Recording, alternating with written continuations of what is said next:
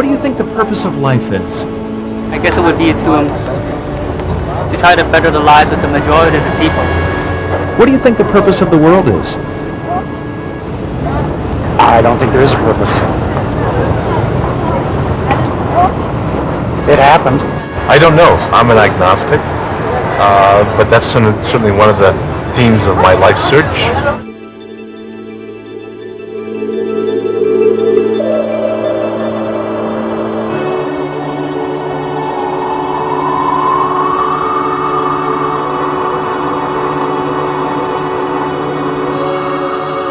Since the dawn of history, man has sought to understand his world.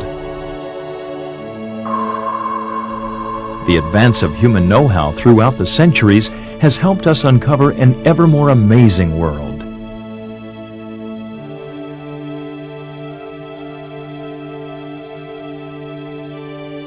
It's given us greater power over the materials with which we build, helped us move faster and further toward wonders just waiting to be discovered. But with each advance of knowledge, the more we understand of the hidden mysteries of the universe, the marvels of the human body, the miracles of nature, the workings of a computer chip, the more we realize how little we truly understand. Perhaps there is some deeper reality just waiting to be revealed.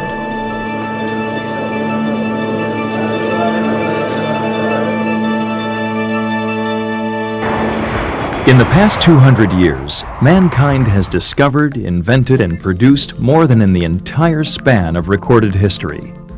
We have witnessed tremendous breakthroughs in the realms of science, medicine, and technology, occurring at breakneck speed, unleashing new powers never before dreamed of, blurring the boundaries of man's potential. We see this evolution, this explosion of modern technology, where now these boundaries are not here anymore. This proliferation of knowledge isn't just an event, it happens to be part of the historical process for man's search for what makes this world tick. Man's search for the underlying unity behind all the phenomena that we witness. The development of technology is forcing people to confront a crucial existential issue. What am I? Am I content to be a merely smarter animal that can create more clever tools to live a more powerful animal life? Is that enough? No longer are material pursuits satisfying. You know, you just go through stages and stages of acquiring more and more material things, but you get to a place where you realize, you know what, there's a soul inside a body that's aching and searching and searching. The search has taken us around the world and across the universe, seeking answers to the age-old questions. Why was the world created? What is the purpose of life? Science has its way of offering answers, and religion has answers of its own. But are science and religion as far apart as they seem? Traditionally, when science first came on the scene, many people saw it as science and technology as somehow being a contradiction to religion, a contradiction to God. And what we're seeing happen is more and more scientists, including Nobel laureates and the like, who are proclaiming that their studies are bringing them into greater appreciation and insight into the workings of God and His creation. In the midst of our technological revolution, Time magazine asked scientists about the concepts of a deity, the origins of the universe, and the beginnings of life on Earth. They cite an intriguing book about God, Cosmos, Bios, Theos, produced not by theologians, rather by 60 world-class scientists, 24 Nobel Prize winners among them. Co-editor and Yale physicist Henri Margenot concludes there is only one convincing answer for the intricate laws that exist in nature. Creation by an omnipotent, omniscient God. Wisdom is developing on the secular front is no longer secular, but is actually enables us to develop a greater insight and appreciation into God's workings in His creation. And moreover, these scientific insights also seem to reveal God's purpose, the alleviation of human suffering. The doctor was explaining to him, we take veins out of the leg and use them to replace the veins in the heart. How is it that you can walk afterwards?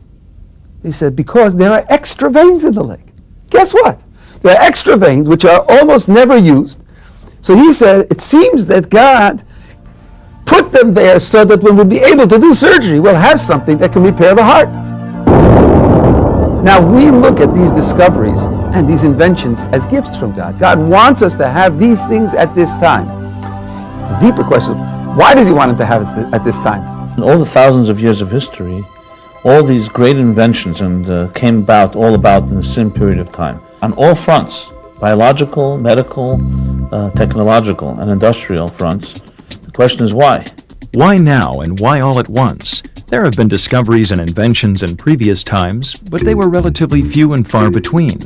The inventions of the wheel, the catapult, and the discoveries of gunpowder and even fire.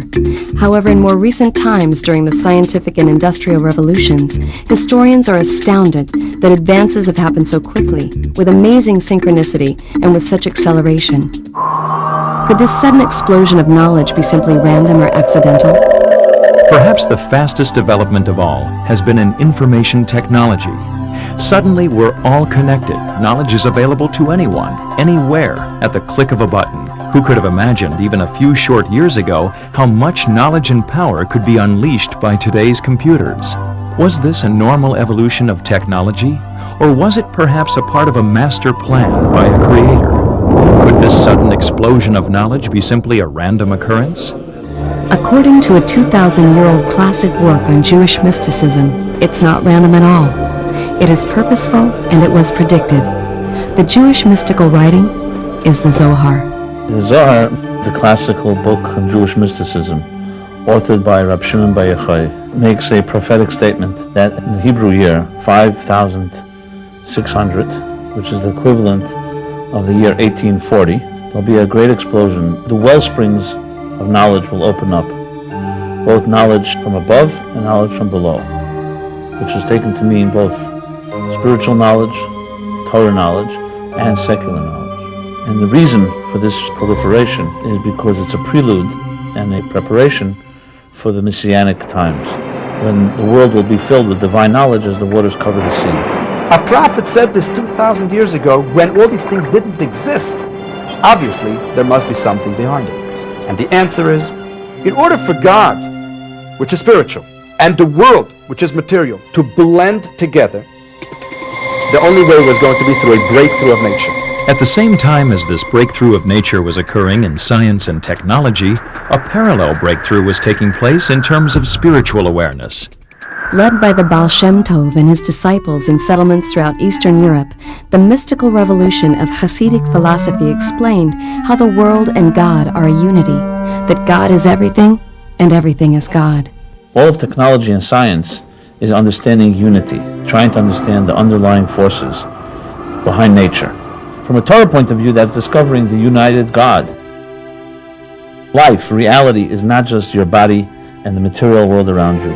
This is a tip of the iceberg that exposes a godly reality that's higher than what we perceive with our eyes and with our ears. So you say God is everything, you're basically saying that God encompasses all reality. When you say everything is God, you're essentially saying that the universe, the way we see it, is not just what we see, but it's an extension and a manifestation of divine energy. When we speak about God creating the world, it's not only about a matter of God being the source of the creation.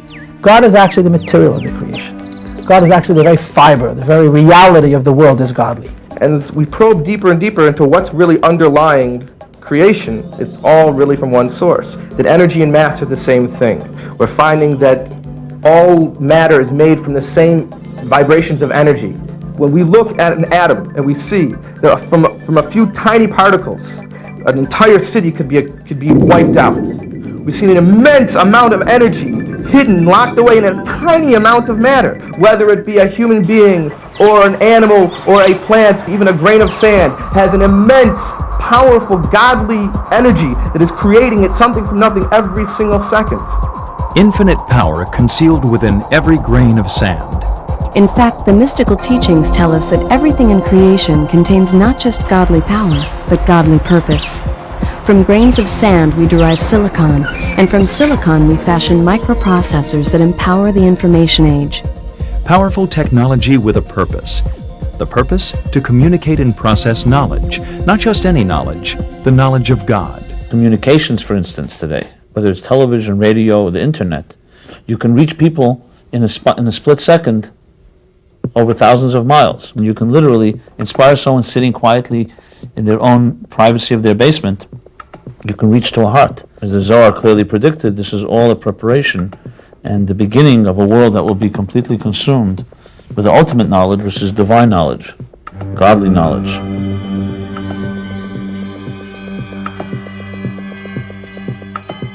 Communications technology now offers an apt metaphor for God's all-seeing, all-knowing presence in the world.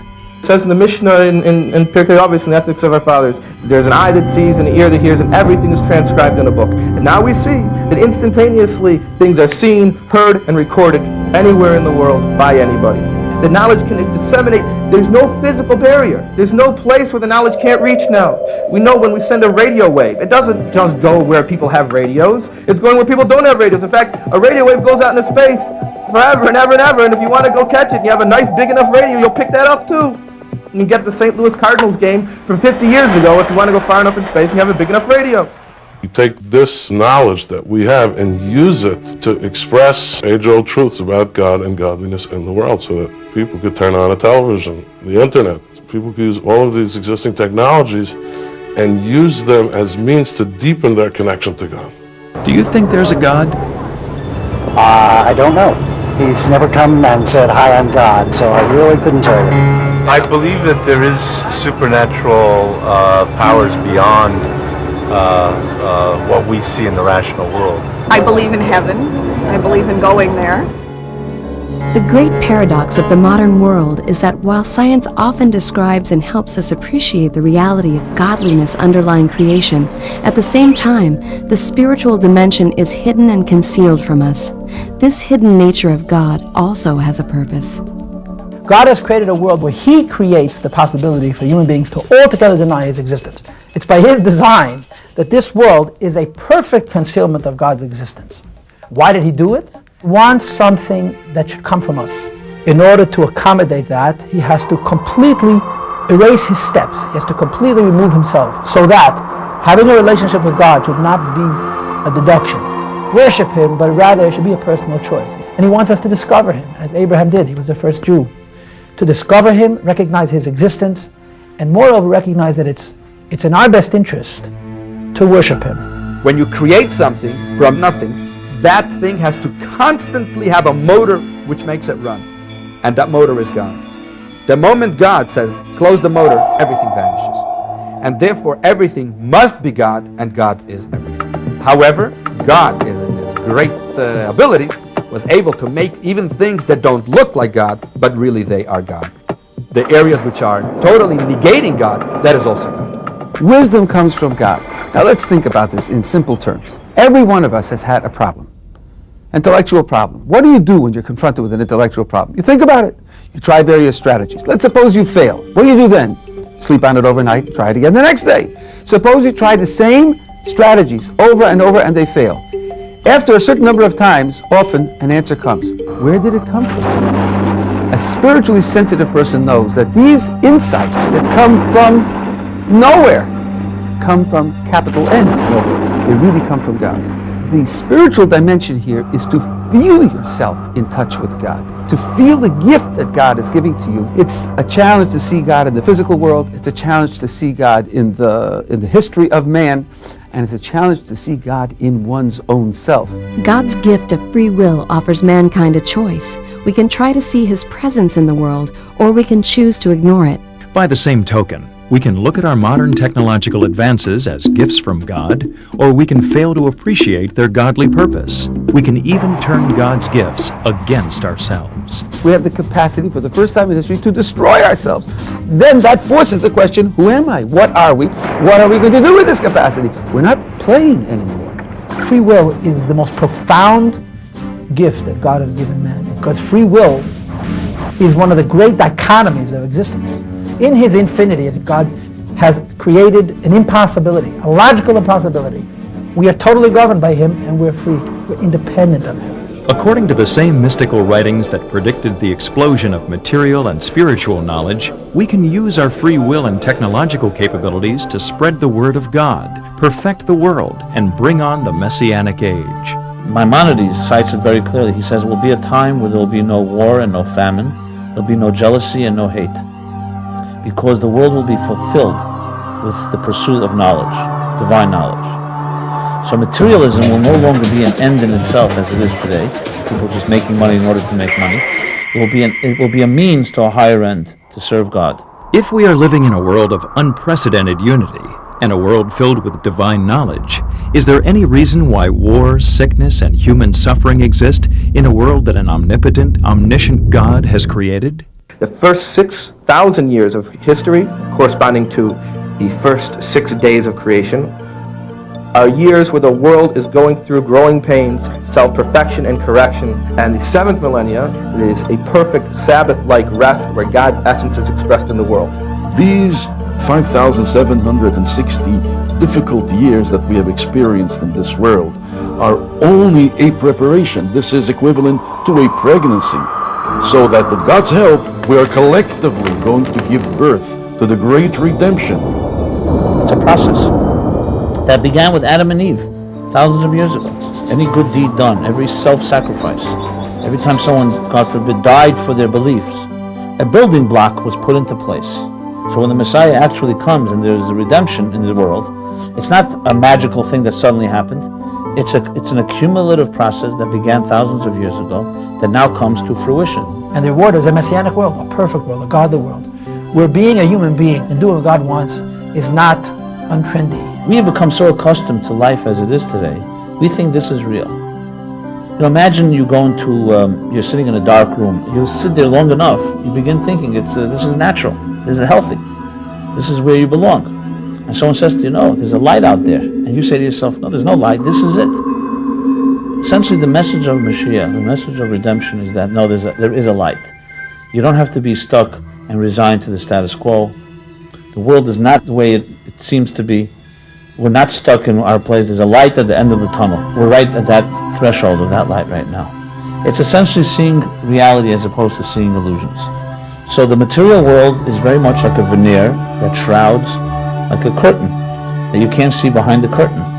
And the purpose is, which is the purpose for why God created the universe, was to create a dark world and for us to bring the light in, that we should be wise enough, sensitive enough to experience and to appreciate the godly energy within everything that exists. Appreciating the godly energy in everything that exists will not in itself bring on a perfect world. But rather, in the physical world which God created, physical action is required. And that decision God has left up to mankind. The choice between selfishness and selflessness. The choice of doing what's right or doing what's comfortable. And that's a choice we all make every moment. So in a way, every time a person does a mitzvah, a good deed, and they go against the grain of their own selfishness, their own narcissism, they brought a little Mashiach into this world, a little light. It is not something that we have to climb mountains in order to achieve it, but just being better, by being nice to each other, by helping an old lady crossing the street, by giving someone a smile, by listening to our elders, to our parents. Simple things, doing more goodness and kindness. Every one of you, man, woman, and child, were created by God for a purpose. That purpose is your soul, and to allow that soul to emerge in your life. If his soul doesn't get the appropriate attention, if it isn't the guiding force in his life, if he doesn't exert himself to integrate soul and body together to create a harmonious human existence, then he will not be all that he can be that is worth being. How do you do that? By committing to a life that's dedicated not to your own interests only, but to divine, spiritual, godly interests. That, in other words, means doing a mitzvah. A mitzvah means connection. You get connected to your purpose, to God's intention of your being here, by dedicating your life to being kind, good. There's a thing called the universal laws, which are essentially belief in God, bringing God into your life. A dedication to morality, to ethics, honoring family, honoring other human beings, honoring life. Find out for yourself, elevate yourself, work on your inner qualities, work on your emotional attributes. This is all part of it. I mean, learning the biggest secrets of Torah and stopping yourself from being jealous for a moment are basically all part of the same process of recognizing the Mashiach inside us so that Mashiach can be revealed in the world.